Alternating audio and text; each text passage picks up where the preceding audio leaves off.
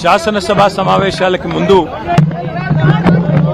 ఆనవాయితీగా ఏ అమరవీరుల త్యాగాల వల్లనైతే తెలంగాణ రాష్ట్రం సిద్ధించిందో వారి స్ఫూర్తిని గుర్తు చేసుకుంటూ వారి త్యాగాలకు మరొకసారి ప్రణమిల్లుతూ ఇవాళ మా పార్టీ యొక్క శాసనసభ పక్షం మొత్తం గౌరవ శాసనసభ్యులు శాసన మండలి సభ్యులు అందరం కూడా ఈ బడ్జెట్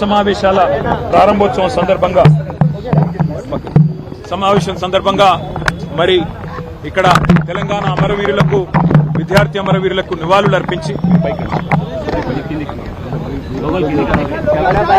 సమర్పించి ఇవాళ శాసనసభ సమావేశాలకు హాజరు కాబోతా ఉన్నాం. వాస్తవం ఏంటి అంటే ఈరోజు ఈ రాష్ట్రంలో పరిస్థితి 100 రోజుల్లో 6 గ్యారంటీలు అమలు చేస్తామని, అందులో ముఖ్యంగా రాహుల్ గాంధీ గారు మేము రాష్ట్ర ప్రభుత్వంలోకి వచ్చిన మరుక్షణమే మొదటి కేబినెట్లోనే మరి 6 గ్యారంటీలకు చట్టబద్దత కల్పిస్తామని చెప్పి ఇప్పటికీ 2.5 సంవత్సరాలు గడిచినా ఇంతవరకు చట్టబద్దత కల్పించలేని మాట వాస్తవం. మొట్టమొదటి గవర్నర్ ప్రసంగంలోనే ఆనాడే రాష్ట్ర ప్రభుత్వం చెప్పింది. ముఖ్యమంత్రి గారు సంతకం పెట్టారు. ఇంకా అప్పుడు తమిళిసై సౌందరరాజన్ గారు గవర్నర్ గా ఉన్నారు. వారి నోటంబడి చెప్పించారు. రాష్ట్ర ప్రభుత్వం వెంటనే చట్టబద్దత కల్పిస్తుందని చెప్పి వారు ఆనాడు చెప్పినప్పటికీ ఇప్పటికి 2.5 సంవత్సరాలు ఇది 3వ గవర్నర్ ప్రసంగం. ఇంతవరకు 6 గ్యారంటీలకు చట్టబద్దత లేదు.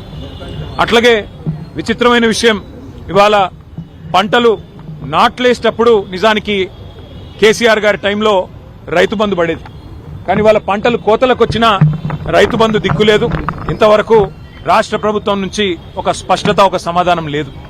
అందుకే రాహుల్ బంధు కాదు, రైతు బంద్ వేయండి, రాహుల్ కు 1000 కోట్లు, రైతులకు వెన్నుపోట్ల అని చెప్పి ఈ సభ సమావేశాల్లోనే బడ్జెట్ సమావేశంలో తప్పకుండా నిలదీస్తాం. అట్లాగే అన్ని వర్గాలకు హామీలు ఇచ్చి మోసం చేసిన ప్రభుత్వం ఇది. బలహీన వర్గాలకు 1,00,000 కోట్ల బడ్జెట్ అన్నారు 5 ఏళ్లలో. మరి 2 బడ్జెట్లు అయిపోయినాయి. ఇది 3వ బడ్జెట్. ఈ పాటికి 60,000 కోట్లు పెట్టి ఉండాలి. మరి ఇంతవరకు దాని మీద కూడా స్పష్టత లేదు. అట్లాగే ఎస్సీ ఎస్టీలకు అంబేద్కర్ అభయహస్తం ప్రవేశపెడతామన్నారు. మరి 12 లక్షలు ఇస్తామన్నారు దళిత బంధు స్థానంలో. ఇంతవరకు అతిగతి లేదు. 2 లక్షల ఉద్యోగాల ఊసు లేదు. ఇంతవరకు 10,000 ఉద్యోగాలు ఇచ్చిన పరిస్థితి లేదు. అట్లాగే ఇక 6 గ్యారంటీలకైతే మంగళం బాడినట్టే కనబడుతున్నది. మరి మహిళలు ఎదురు చూస్తున్నారు. రాష్ట్ర వ్యాప్తంగా 2,500 100 రోజుల్లో ఇస్తామన్నారు. ఎప్పటి నుంచి ఇస్తారని. ముసలి వాళ్ళు ఎదురు చూస్తున్నారు. పెద్ద మనుషులు 4,000 పెన్షన్లు ఎప్పటి నుంచి వస్తాయని. రైతులు రైతు భరోసా కోసం, రైతు బంధు కోసం ఎదురు చూస్తా ఉన్నారు. రైతు కూలీలు నెలకిస్తానన్న 1,000 రూపాయల కోసం ఎదురు చూస్తా ఉన్నారు. ఆటో అన్నలు ఎదురు చూస్తా ఉన్నారు 1,000 రూపాయల కోసం.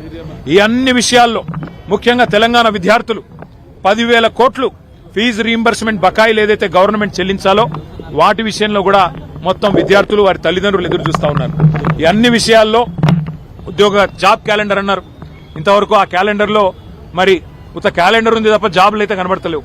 ఈ అన్ని విషయాల్లో తప్పకుండా ప్రభుత్వాన్ని శాసనసభ సమావేశాల్లో నిలదీస్తాం, నిగ్గదీస్తాం.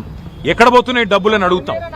మరి కేసీఆర్ గారు కట్టిన ఇల్లు పెట్టిన పోయినట్టు మీకు బ్రహ్మాండమైన వడ్డిచ్చిన విస్తర్ లాంటి రాష్ట్రాన్ని మీకు అప్పచెప్తే ఇలా మీరు ఏం చేస్తున్నారు, ఆర్థిక అరాచకం చేస్తా ఉన్నారన్న విషయాన్ని కూడా వారిని నిలదీస్తాం.